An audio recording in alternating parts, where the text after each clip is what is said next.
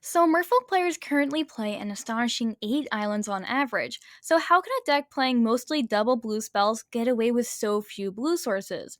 Well, first, you need to recall that cards like Cavernous Souls and Otawara count towards the total blue mana, so we are really playing about 15 blue sources. But if we want to cast cards with a double blue mana cost on turn 2, then we need an average of 21 blue sources, a far cry from the 15 we play. So, how does Merfolk get away with this? And how do we play with a blood moon on the table?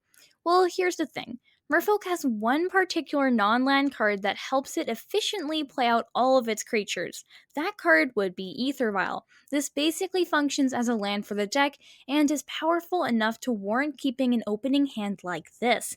Yet, even if we include 4 Aether Vials to the count, we are still 3 blue sources away from the minimum recommended amount. The main reason for this is because back in 2020 to 2022, we played around 3 Glasspool mix, which made up for the 3 missing blue sources. Yet in late 2022, we need to cram in some extra cards. Glasspool was one of the cards that got cut since it was a bit more on the weaker side of the spectrum. Yet what we didn't do was add more basics after cutting the blue sources. We decided instead to experiment with just running less blue sources, and it worked. Now, as a result of this, some games became really clunky, but one thing that helps us in this case is mulliganing. If you have a hand with not enough blue sources, just ship it, and you'll probably get a better hand next time. There is still enough blue sources in the deck to guarantee a good amount in your first or second starting hand. Now, just take note, we don't need to mulligan often, but you will run into your own greed every few games.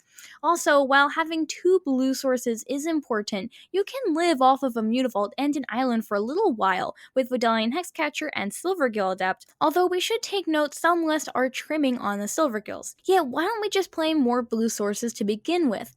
Well, almost all of our lands tap for blue except for Mutavault, which is just a really powerful card. It has been in modern Merfolk decks since the start of the format, and if you want to play a competitive deck, you need to cram a playset in there. And because most of Merfolk's permanents cost around 2 mana, we don't want to play more than around 19 to 20 lands, since we also have a playset of Aether Vial, which is a somewhat greedy way to build our mana base, but there isn't really a better way with all of the restrictions we play by. And when it comes to playing versus Blood Moon, we fall back on Aether Vial and our 8 basics, and since we only need about 2 basic lands out in that case, Blood Moon isn't the worst. Also, the card falling in popularity helps, and if you are in a desperate case, you can always Spreading Seas your own land. So is there a way to help out our mana base? Well, a card I think that would help us is a blue Orborg. Hands with only 1 blue source would become really keepable so long as we had that card out, and it would have the plus of giving us Island Walk, and as great as that card would be, Wizards of the Coast will never print it because of Boyle. So maybe what they could do is make this card one-sided, yet for now it doesn't exist, and while our current mana base isn't the best, it is manageable. Is there anything special about your mana base? If so, let me know in the comments, and I will see you next time.